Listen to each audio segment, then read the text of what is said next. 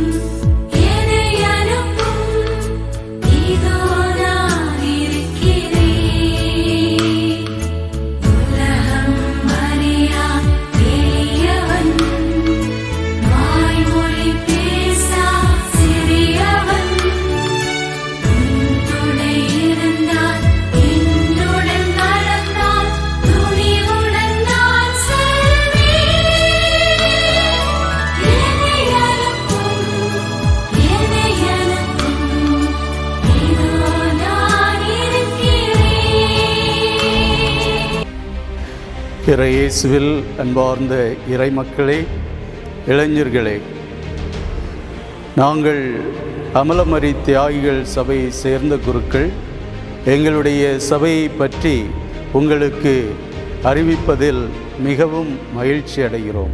எங்களுடைய அமலமரி தியாகிகள் சபையானது 1816ஆம் ஆண்டு ஜனவரி மாதம் 25ஆம் தேதியில் புனித யூஜின் டி மாஸ்னட் அவர்களால் 4 தோழர்களோடு இணைத்து இந்த சபையானது தொடங்கப்பட்டது.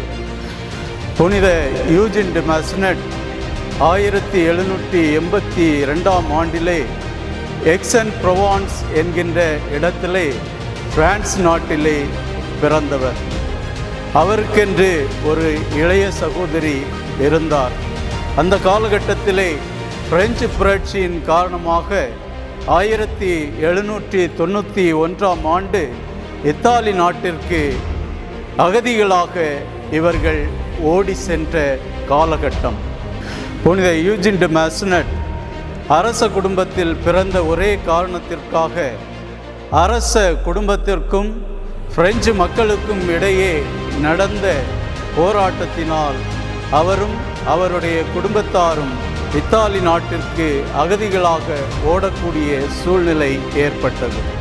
அகதியாக திரிந்த அந்த காலகட்டத்திலே இத்தாலி நாட்டிலே வெனிஸ், சிசிலி, பலேர்மோ, டொரின், நாப்பொலி போன்ற இடங்களிலே இவர் சுற்றி திரிந்த காலகட்டத்திலே குருவானவர் பார்த்லோ ஜினல்லி என்கின்ற குருவானவருடைய கருணையால், இரக்கத்தால், அவருடைய அரவணைப்பால் இவர் ஆண்டவரை நெருங்கி வருகின்ற வாய்ப்பை பெறுகிறார்.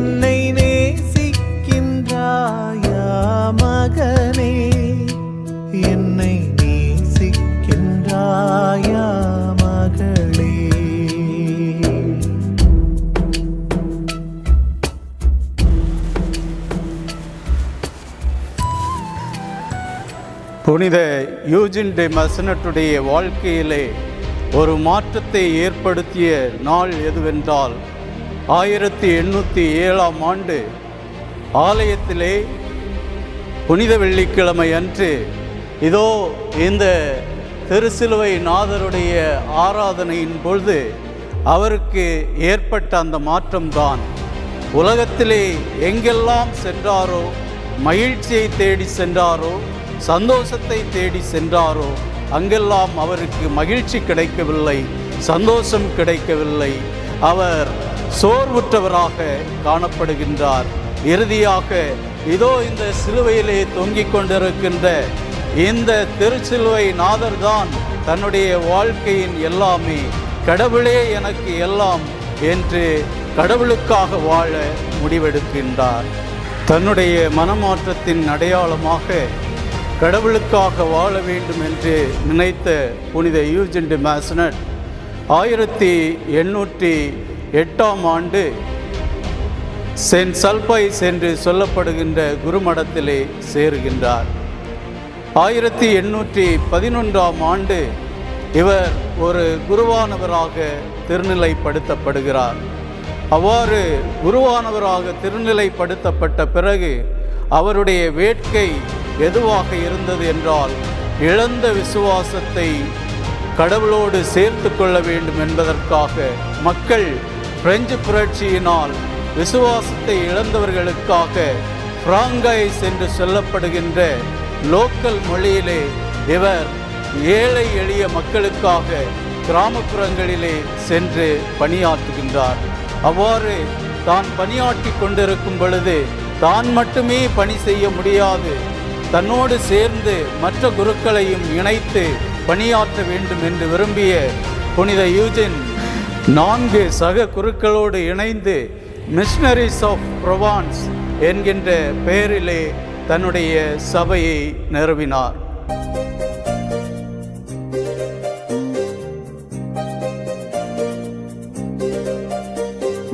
அம்மா எங்கள் தாயே, உன்னை பாடாத நாவில்லையே, அருகே நீயும் வரவே உன்னை தேடாத நாளில்லையே.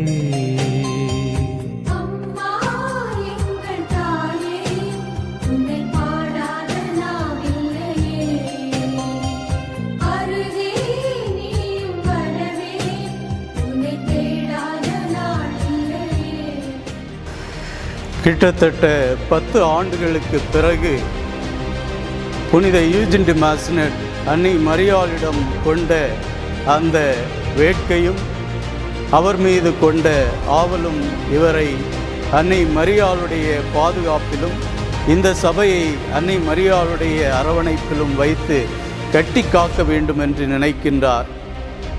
1826 பிப்ரவரி மாதம் 17 அவர் ரோமாபுரிக்கு சென்று ஆலயத்திலே ஜெபித்துவிட்டு திருத்தந்தை லியோ 12 அவர்களை சந்திக்கும் பொழுது அவர் திருத்தந்தை அவர்களிடம் கேட்டுக்கொண்ட வேண்டுகோள் என்னவென்றால், இந்த சபையானது அன்னை மரியாளுடைய அரவணைப்பிலே வைத்து பாதுகாக்கப்பட வேண்டும் என்பதற்காக அன்னை மரியாளுக்கு என்று இந்த சபையை அர்ப்பணிக்குமாறு கேட்டுக்கொண்டார்.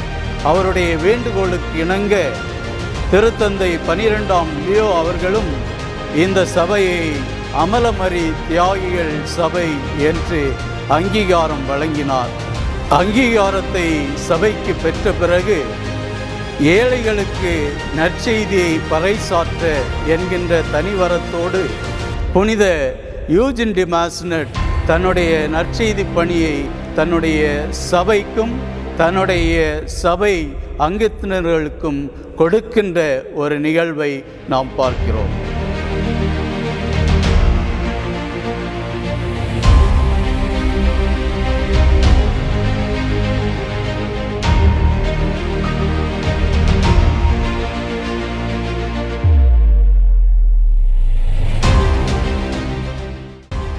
அமலமரி தியாகிகளின் சட்ட வரையறையானது எங்கெல்லாம் அழுகை குரல் கேட்கின்றதோ அங்கெல்லாம் அழுகை குரல் கேட்கின்ற அந்த மக்களுக்காக பணியாற்றுவதுதான் அமலமரி தியாகிகளுடைய முதன்மையான பணியாக புனித யூஜின் வரையறைத்தார்.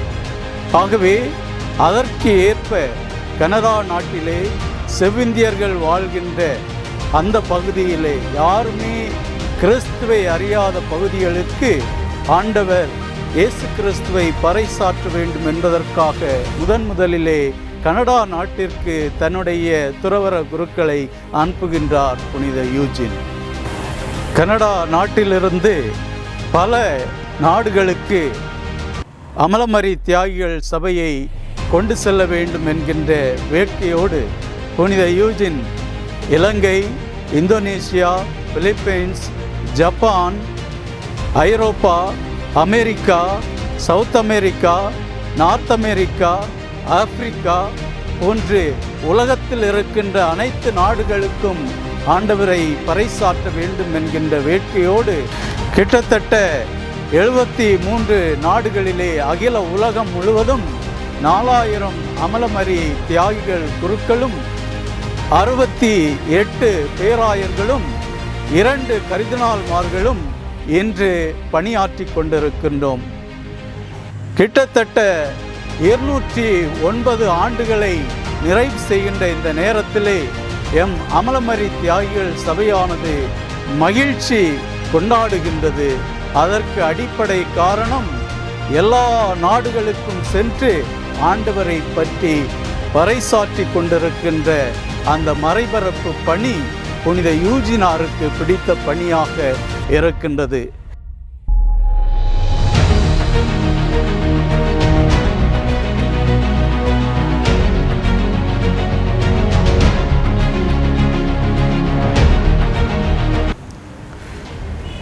ஆயிரத்தி 847 ஆண்டு முதல் தன்னுடைய மறைபரப்பு பணியை இலங்கை நாட்டிலே செய்த அமலமரி தியாகிகள் சபை அதனுடைய பணியின் மகிழ்ச்சியான ஒரு தருணமாக 1968 ஆண்டு ஜூன் 29ஆம் தேதி 2 அமலமரி தியாகிகள் குருக்களை அவர்கள் இருவருமே மிகவும் மறைபரப்பு பணியிலே வேட்கை கொண்ட நபர்களாக காணப்படுகின்றார்கள். அருட்தந்தை இம்மானுவேல் மரியம் பிள்ளை, அருட்தந்தை ஸ்டானிஸ்லாஸ் பிலிப்ஸ். இந்த 2 குருக்களும் 1968 ஆண்டு காஞ்சிபுரம் மண்ணிலே இந்திய நாட்டிலே காலடி எடுத்து வைக்கின்றார்கள். பேராயர் அருளப்பா தலைமையிலே அவர்களுடைய பணி வாழ்வானது அவ்வாறு தொடங்குகின்றது.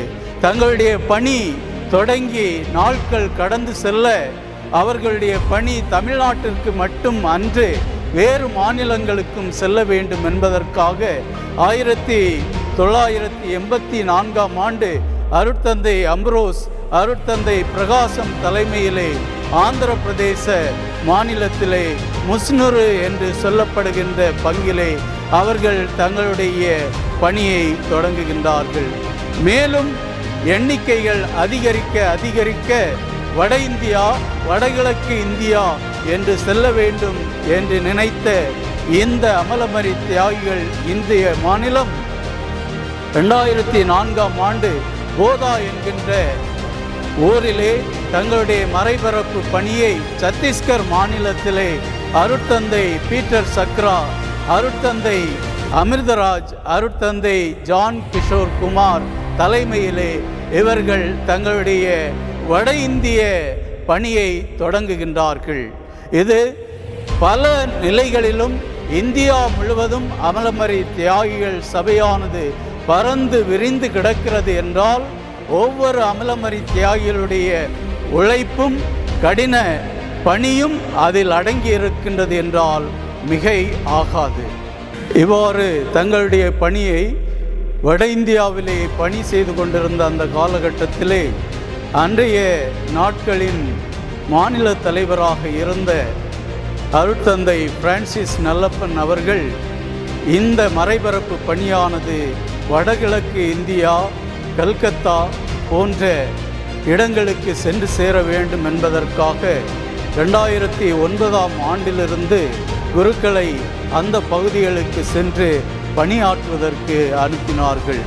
இவ்வாறு இன்றைய காலகட்டத்திலே அமலமரி தியாகிகள் தமிழ்நாடு, கர்நாடகா, கேரளா, ஆந்திரா, மத்திய பிரதேசம், மகாராஷ்டிரா, அஸ்ஸாம், மேகாலயா, சத்தீஸ்கர் இவ்வாறு 11 மாநிலங்களிலே 120 அமலமரி தியாகிகள் இந்தியாவிலும் 22 அமலமரி தியாகிகள் வெளிநாட்டிலும் மறைபரப்பு பணியை செய்து கொண்டிருக்கிறோம்.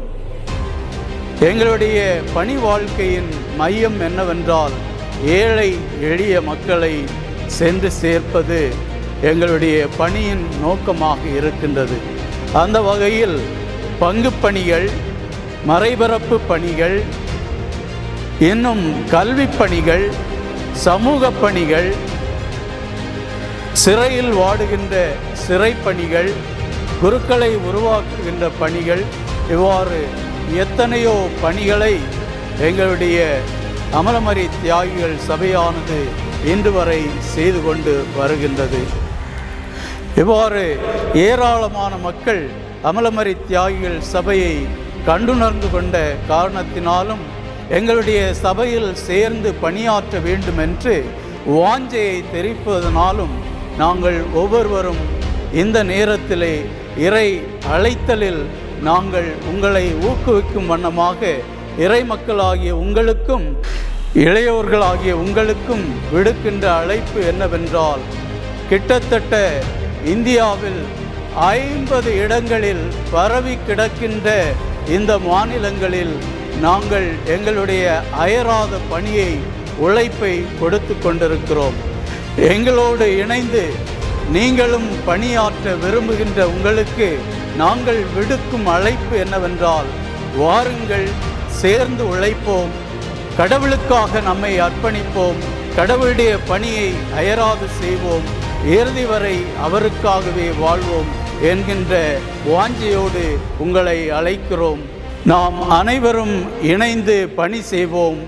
புனித யூஜின் குறிப்பிடுவது போல நாம் அனைவரும் சுடர் விட்டு எரியும் ஒளி விளக்காக திகழ வேண்டும். நாம் ஒவ்வொருவரும் அணைகின்ற விளக்காக அல்ல, எரிந்து சுடர் விடுகின்ற விளக்காக அனைவரையும் ஒளிர செய்வோம். எல்லாருக்கும் நன்றி.